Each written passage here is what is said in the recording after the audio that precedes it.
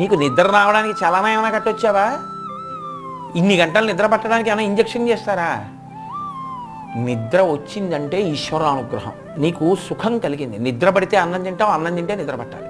నిద్ర రాత్రి పట్టకపోతే అన్నం అరగదు, అన్నం అరగకపోతే నిద్ర పట్టదు. కడుపు ఖాళీగా ఉందండి, నిద్ర పట్టలేదంటే.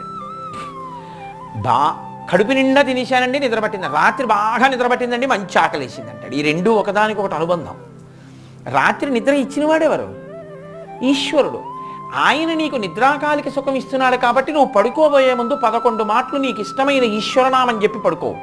లేచేటప్పుడు మాత్రం నీ ఇష్టనామని చెప్పడాన్ని శాస్త్రం అంగీకరించదు. నేను ఒక ఉదాహరణకి శివభక్తుణ్ణి కావచ్చు, కానీ నేను శివ అంటూ లేవడాన్ని శాస్త్రం అంగీకరించదు. నేను అనకూడదు అలాగా. సృష్టిలో ఎవడైనా నిద్రలేస్తే 3 మాటలు చెప్పవలసిన నామం ఒక్కటే, శ్రీహరి శ్రీహరి శ్రీహరి అంటూనే లేవాలి. అంటే జాగృత్ అంతా రక్షణ, జాగృత్ అంతా విష్ణుపరం.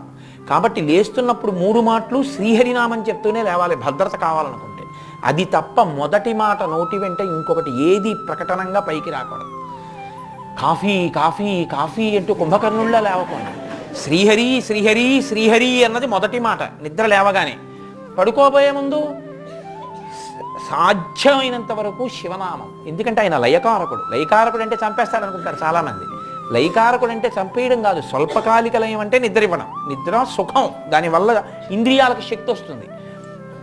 1 స్వల్పకాలిక లయం, 2 ఆత్యంతిక ప్రళయం. ఆత్యంతిక ప్రళయం అంటే జ్ఞానం ఇచ్చి మళ్ళీ పుట్టకుండా చేయడం. 3వది మహాప్రళయం.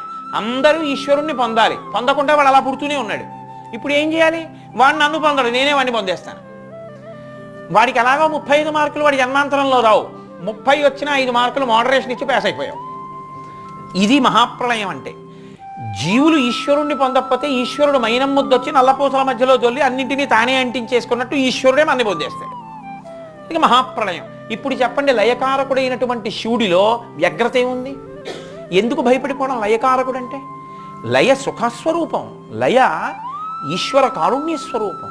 లయకారకుడైన ఈశ్వరుణ్ణి నువ్వు స్తోత్రం చేయకపోతే నిద్ర ఎలా పడుతుంది? నీకు కృతజ్ఞత అయిపోతుంది. కాబట్టి శివనామం చెప్పి పడుకోవాలి, శ్రీహరినామంతో లేవాలి.